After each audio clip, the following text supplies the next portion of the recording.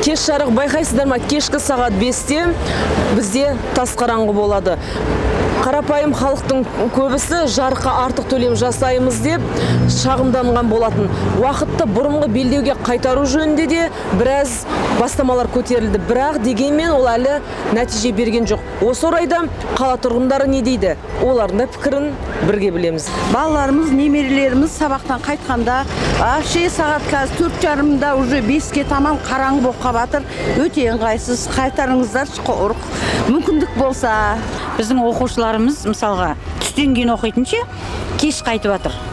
Наоборот, бұрынғы уақытымыз жақсы еді. 4:30 қап қараңғы болады. Конечно, сағатты ауыстыру керек, орнына қою керек. Тез қараңғы батып кетеді, не істегеніңді білмейсің. Біз үйде сабақтан өзіміз кеш қайтамыз. Иә, прям сол жағынан уақытты шынымен қайтару керек.